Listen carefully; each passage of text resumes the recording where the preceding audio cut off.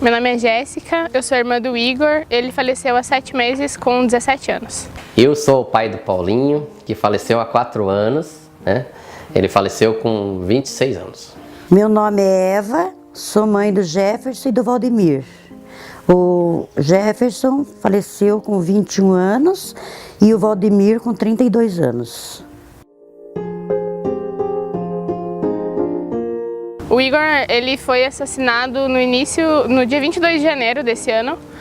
Ele saiu de casa por volta de umas 7h30 da noite, assim, falando que ia encontrar um amigo e depois eles iam para casa da namorada dele. Mas ele acabou não voltando, a gente não sabe, na verdade, o porquê aconteceu.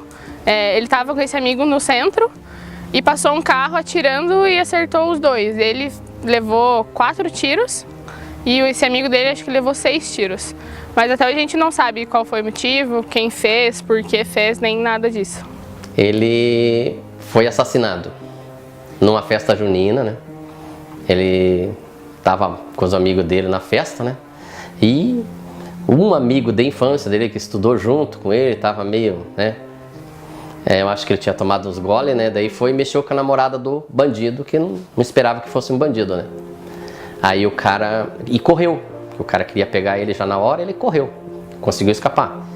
E o meu filho estava uns 200 metros longe da festa, com 2 funcionários dele, mais uns amigos, né? Do lado do carro dele. Conversando, que tinha muita pesada ali, né?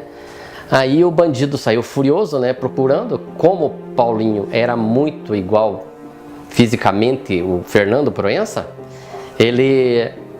E ainda, para ajudar, estava com camisa de xadrez de festa junina, né? A caráter, né? E peso, altura, cabelo, tudo igual.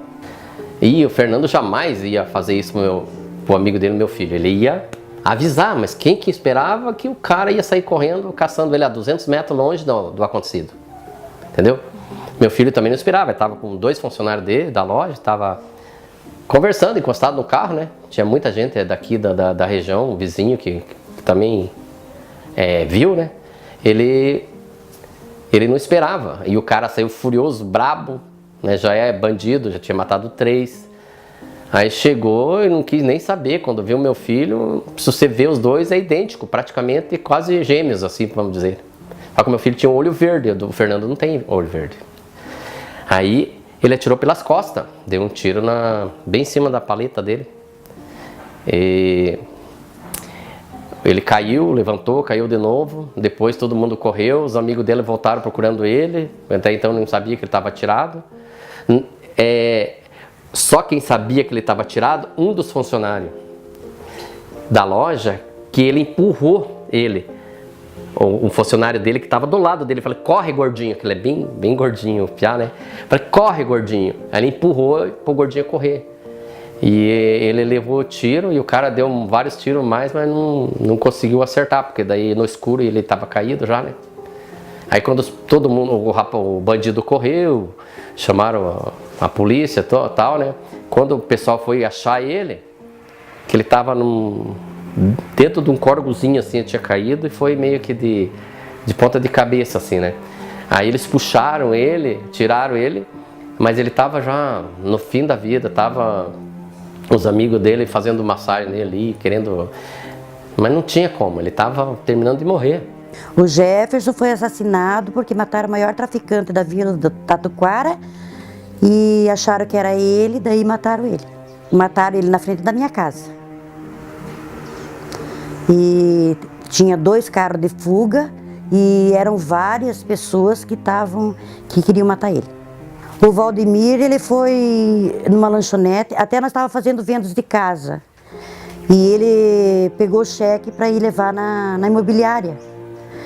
E dessa vez ele foi e não voltou. Aí ele foi para a imobiliária, entregou o cheque, aí voltou, ia voltar para casa. E encontrou os amigos dele na lanchonete, era no sábado. Daí encontrou eles lá, aí... Ele já tinha tido um atrito com esse homem da lanchonete, né? Os dois já tinham tido um atrito, porque esse homem da lanchonete era muito estúpido, muito bruto para lidar com a freguesia. E aí o Valdemir não gostou, e daí o Valdemir reclamou com ele e ele falou que ia matar o Valder. Aí, eu sei dizer que eles brigaram lá na lanchonete ele já, né? Aí o Valdemir pegou e foi embora no dia. Daí, quando ele passou no outra vez, aí o cara pegou bom, ele já tinha prometido que ia matar ele, né? Aí, ele pegou e arrumou um revólver e matou. Naquele momento, quando o Valder apareceu lá, sabe? O Valder estava saindo para ir embora para casa, que era lá no Tatuquara. Ele pegou e atirou no Valder, atirou pelas costas. Eu estava em casa com o meu namorado e ligaram para um vizinho meu que era amigo do meu irmão, que acho que conseguiram pegar o celular dele, acho que foi o primeiro número que eles acharam, e ligaram para ele e ele foi na minha casa para avisar. Só que minha mãe tinha viajado naquela noite, ela saiu de casa para ir para a rodoviária umas 9 e pouco da noite. Então ela estava viajando, ela estava tipo, no ônibus indo pro norte e eu estava em casa praticamente sozinha. Daí meu namorado tinha chegado tipo, alguns minutos antes. Daí eles me avisaram, daí eu consegui ligar no celular do meu irmão, daí ele já estava sendo socorrido pelo SEAT e tudo. Aí o policial foi meio grosseiro, assim, tipo, na verdade eu acho que eles estão acostumados assim, com a questão de morte violenta, que pra eles tipo, é só mais um, e eles não ligam muito pro sentimento da família que tá tipo, por trás de toda a história. Daí eu consegui falar com o policial, ele tinha acabado de ser socorrido, conseguiram reanimar ele, pôr na ambulância, mas ele faleceu na ambulância a caminho do hospital. Ele foi levado para o Cajuru, mas a gente chegou lá, ele já tinha falecido. Ele morreu logo que fecharam a ambulância, ele faleceu, não deu tempo de ver ele com vida, não deu tempo de nada, assim. A notícia era 3 horas da manhã, isso aí aconteceu tipo 2 horas, meio longe daqui, lá dá uns 30 e poucos quilômetros, né? E daí a minha filha, a Gi, chegou gritando no portão, que eu moro numa chácara aqui, né? E ela gritou exatamente do jeito que eu tinha sonhado um mês antes. Que eu tinha sonhado que ela tinha chegado, as duas meninas, a Gi e a Cris, falando: pai, mataram o Paulinho. Eu já tinha esse sonho um mês antes, um mês e pouco, não sei precisamente quantos dias, mais um mês ou 2 por aí, eu tinha sonhado dessa forma. Mas eu não me preocupei, porque ele não bebia, não fumava, ele é um piá bem sucedido, tinha a oficina dele, tinha loja de carro, é um piá que nunca me deu trabalho. Eu sempre dizia assim, era melhor ter mais 3 meninos do que as 2 meninas, porque as meninas é virada né? Gostava de bagunçar, né? E ele é muito pacato, muito tranquilo, demais. Pra tua ideia, ele tinha mais de 2.000 pessoas que o pessoal do jornal aqui de Campina contou, que é no velório dele, mais de 2.000 pessoas. Depois a gente conversou com o tio do rapaz, do bandido. Ele chegou em casa, corrido à noite, e falou: mãe do céu, matei uma pessoa errada. Você falou bem assim, fiz uma coisa errada, matei uma pessoa errada. Contou pra mãe dele ainda, daí o tio dele que contou pra nós que ele tinha matado essa pessoa errada. Ele chegou falando pra mãe dele, apavorado, que tinha feito mais um crime. Eu cheguei do trabalho, eles estavam namorando, ele e a mulher dele na frente de casa, e não sei porquê, eu fui lá e peguei o menino, o nenê deles, e levei para dentro. Quando eu entrei para tomar banho, eu escutei que era muitos tiros. E atiraram nele e atiraram na mulher dele. Ela sobreviveu, ela foi para o hospital, né? E daí, só que ela ficou muitos dias no hospital, 1 mês e meio, 2 meses. Aí depois ela retornou. Aí eu fiquei com o menino. O Jefferson foi em maio. Em agosto foi o Valder.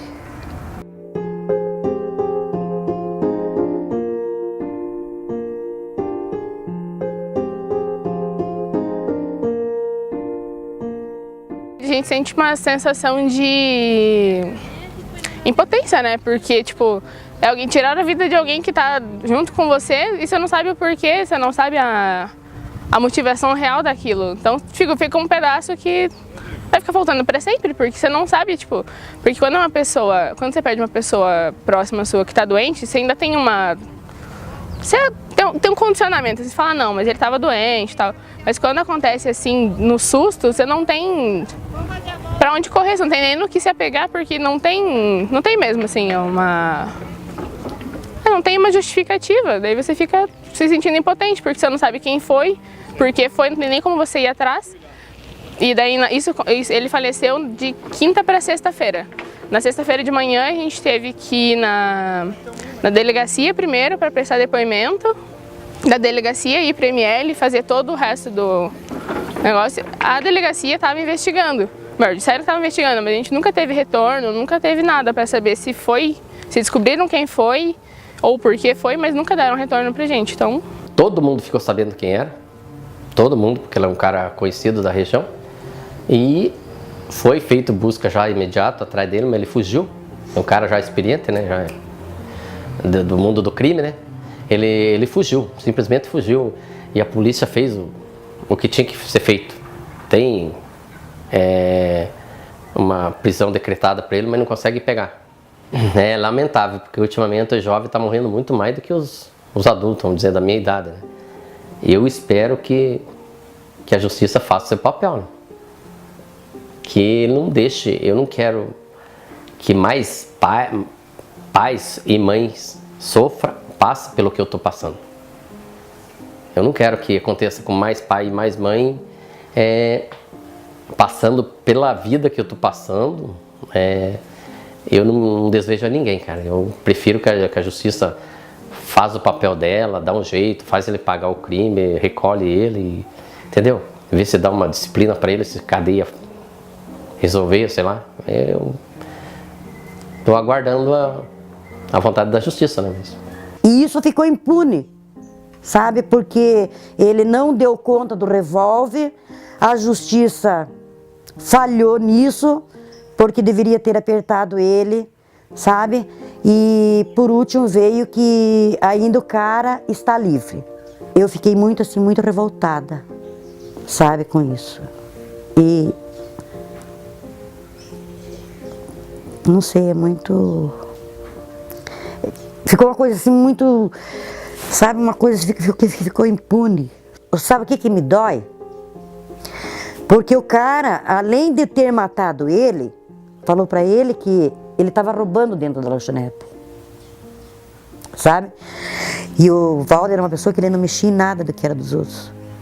Ele era uma pessoa assim muito honesta, sabe? E ele falou que o Valder tinha roubado 1 litro de cunhaque, 1 litro de coca. E essas coisas não saem da minha cabeça, sabe? Até hoje. Então, eu fico assim que a justiça ela não soube lidar com esse problema, sabe? Eu fui na audiência dele, falei, peguei advogado, falei que ele não tinha feito isso. E eles falaram que o cara ia ficar impune, sabe? Que o cara tinha razão, porque ele entrou lá, ele roubou lá e pronto. Simplesmente ele fez, ele jogou o revólver, ele escondeu, ele deu, ele teve um outro cúmplice com ele, sabe? Esse cara, esse cúmplice dele, ele fazia ronda na rua, sabe? Quer dizer, esses guardinhas da noite que ficam cuidando. E esse cara que arrumou o revólver para ele, sabe?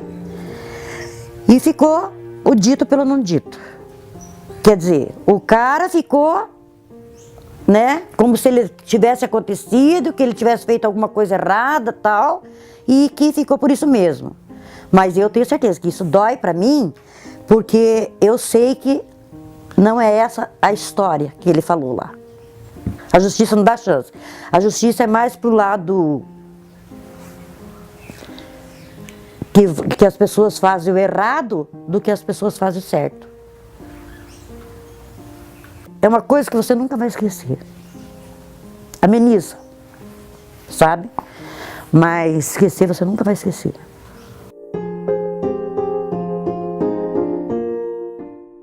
Eu guardo muitas lembranças, porque como ele era meu irmão mais novo, a gente cresceu junto. Eu era muito pequena quando ele nasceu.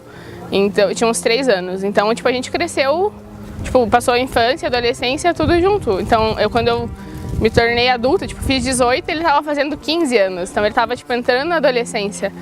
E daí, de repente, tipo, acabou. E as lembranças que eu tenho dele formaram a pessoa que eu sou hoje, né? Porque, tipo, as lembranças, as memórias, tipo, formaram a nossa personalidade. Ele era muito querido, assim, ele era muito comunicativo, muito bagunceiro, e eu era já um tanto mais quieta, assim, a gente tinha personalidade muito diferente, mas ao tempo a gente se completava nas características, assim, de irmãos, tipo, pelo menos o que minha mãe disse.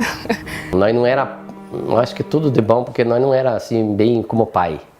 Nós era mais como amigo, que nem eu já te falei lá atrás, que ele nunca me deu trabalho de nada, né? Então, nós era mais como amigo. Na época eu tinha caminhão, às vezes acontecia de quebrar o caminhão, ou qualquer problema no caminhão, probleminha, eu falava, filho, eu ligava para ele deixava os 5 funcionários dele na loja e falava, pai, tô indo, a demora de eu chegar aí, era rapidinho, ele corria, me atendia, se eu precisava de dinheiro, filho, eu preciso de dinheiro, tô sem dinheiro hoje, pai, espera um pouquinho, daqui a pouco eu te ligo, vou te levar, você vem buscar aqui. Era desse jeito, cara, eu não era bem como pai, era mais do que pai. Pra você ter uma ideia, no dia do 7º dia dele, a polícia se mobilizou, trancou ruas, foi trancado umas 5 quadras, foi feito um culto na frente da loja dele. Tinha polícia, tinha prefeito, tinha todas as autoridades. Olha, eu nunca vi uma coisa dessa, cara, porque em vez de que eu moro numa chácara, que eu fui dentro da funerária, do carro fúnebre com ele, do lado do caixão. Eles não queriam que eu fosse, eu fui. Em vez deles ir para lá, daí veio um amigo dele. Seu Paulo, pode fazer uma última homenagem? Que jovem, acho que tinha mais de 1000. Última homenagem pro Paulinho, podemos fazer? Eu falei, pode fazer. Mas eu não sabia que homenagem que era, né? Eles pegaram, que ele gostava muito de arrancadão e carro de som. Era o hobby dele. Eles pegaram, em vez de eles ir para o cemitério que estava mais próximo, foi o carro, uma caminhoneta, uma Saveiro Cross na frente, com o som que era dele, ligado, a funerária no meio e outro carro de som ligado só com aqueles tuxe-tuxe que ele gostava. Só, mas a todo volume. E pior, que já estava tudo esquematizado, polícia trancando a rua, polícia, guarda municipal, todo mundo esquematizado, que eu não sabia o que eles fizeram. Eles fizeram exatamente certinho, de acordo com a autoridade. Toda a esquina tinha polícia trancando a rua, guardando, cuidando. Eles vieram aqui, uns 4 quilômetros para dar e voltar, passaram na frente da oficina dele, passaram na frente da loja de carro dele, contornaram. Só foi desligado o som daquela altura, acho que no máximo, na frente do hospital, para passar e para voltar. Até o portão do cemitério. Eu fiquei. E carro, cara, acho que tinha mais de 500 carros. Não, acabou. Tomaram conta da cidade e da rua, da BR, a rodovia.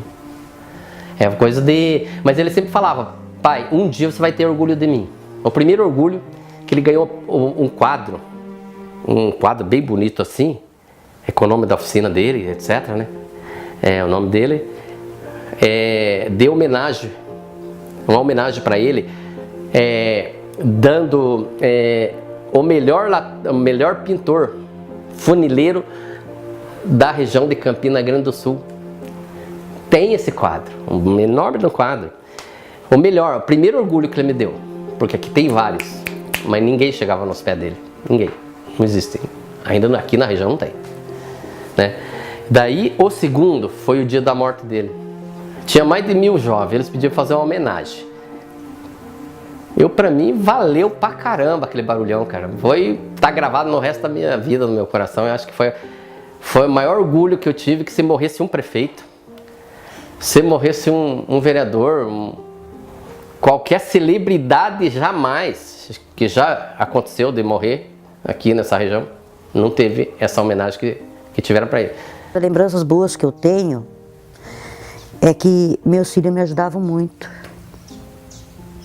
sabe? E era o meu filho mais velho, o Valde, que estava construindo a minha casa, lá no Tatuquara. E o Jefferson, ele era piazão, sabe? Ele era piazão. Ele tinha ó, o bebê dele também, né? Que fez muita falta para ele. Então tem coisa assim que você não consegue, sabe? Os bons com meus filhos eram bons para mim, sabe? Porque com a idade que eles tinham, de 22 e 32 anos, eu colocava eles no sofá e dizia, eu quero conversar com vocês, sabe? E eles tinham um respeito muito grande por mim. Quando o Jefferson faleceu, aí eu engravidei do Ilha, né? Aí eu tive o Ilha. E aí o mais velho que ficava com ele pra lá e pra cá. Era eles que cuidavam dele, né? Porque eu trabalhava, sempre trabalhei, né? Pra dar o que eles precisavam. Então, não, você cuida da casa, você vai construindo, você vai cuidando do bebê aí e tal. Foi muito, um presente que Deus me deu, que é o Ilha, para amenizar a minha dor, sabe? E daí o Igor, daí veio, né, que ficou junto comigo, e eu passei ele de papel passado para mim, sabe? Então, em todos os lugares que eu vou, ele não é o meu neto, ele é o meu filho. Isso é gratificante para mim, sabe? De ter os dois. O Ilha tá com 18 anos e o Igor tá com 12 anos. E eu gosto muito dos meus filhos. Deus o livre, né? Agora, né? Eu só quero o bem deles, dos dois que eu tenho. Porque não vai trazer de volta, né? Os meus filhos. Eu não vou trazer de volta. Eu sei que não vou. Mas eu gostaria que eles estivessem ainda junto comigo. Sabe? É o meu sonho de todo dia, de toda noite. Sabe? Mas, se Deus quis assim, né? A gente não pode fazer nada. Né? Mas sou feliz porque eu tenho eles, sabe? Sou feliz mesmo porque tenho eles aqui, os dois, o Ilha e o Igor.